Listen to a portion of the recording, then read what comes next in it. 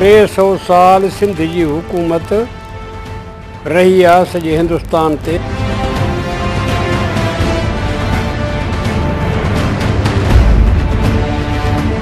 कलोड़न पंहिंजी साहिबीअ दौरान तक़रीबन 11 गादीअ जा हंध ठाहिया। जेको नक्शो ठाहियो हो मीर साहबन जंग जो, तो केतिरा साल royal college of military Sandhurst जेको इंग्लैंड में आहे उन में पढ़ायो वेंदो।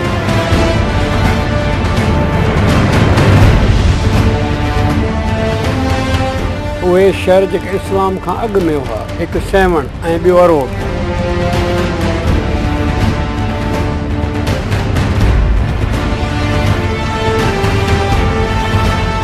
सिंध तेसिताईं फतेह न थींदी आहे जेसिताईं हितां जा माण्हू उन्हनि खे पंहिंजो ॾस पतो न ॾींदा आहिनि।